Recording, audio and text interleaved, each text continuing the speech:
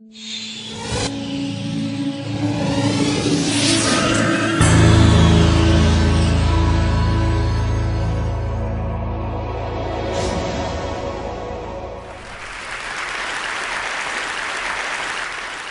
imagine a big explosion as you climb through 3,000 feet. Imagine a plane full of smoke. Imagine an engine going clack, clack, clack, clack, clack, clack, clack. Sounds scary. Well, I had a unique seat that day.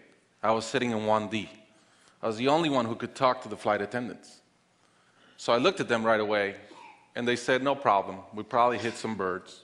The pilot had already turned the plane around, and we weren't that far. You could see Manhattan. 2 minutes later, 3 things happen at the same time. The pilot lines up the plane with the Hudson River. It's usually not the route. He turns off the engines. Now imagine being on a plane with no sound. And then he says 3 words, as unemotional 3 words as I've ever heard. He says, brace for impact.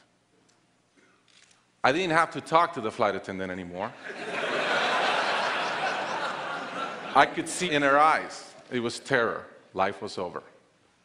And I want to share with you 3 things I learned about myself that day. I learned that it all changes in an instant. We have this bucket list, we have these things we want to do in life, and I thought about all the people I wanted to reach out that I didn't, all the fences I wanted to mend, all the experiences I wanted to have and I never did. As I thought about that, later on I came up with a saying, which is, I collect bad wines. Because if the wine is ready and the person is there, I'm opening it. I no longer want to postpone anything in life. And that urgency, that purpose has really changed my life.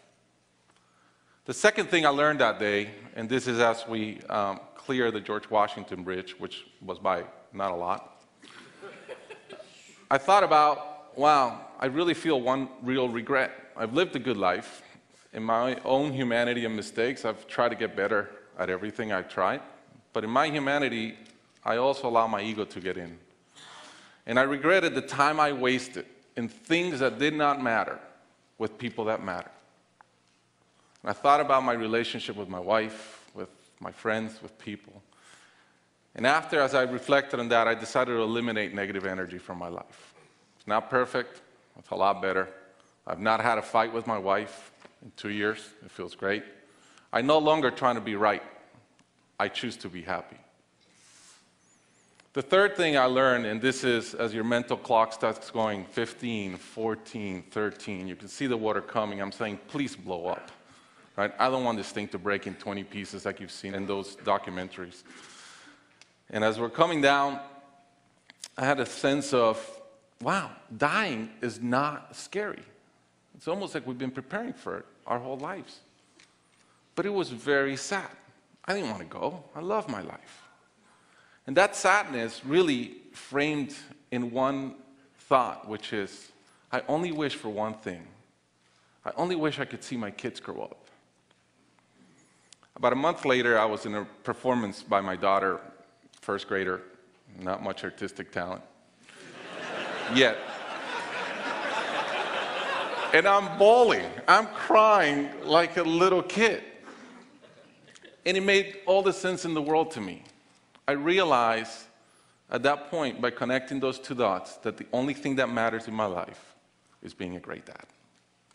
Above all, the only goal I have in life is to be a good dad.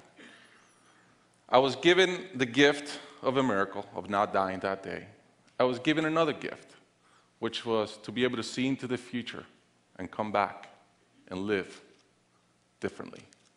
I challenge you guys that are flying today. Imagine the same thing happens on your plane, and please don't. But imagine, and how would you change? What would you get done that you're waiting to get done because you think you'll be here forever?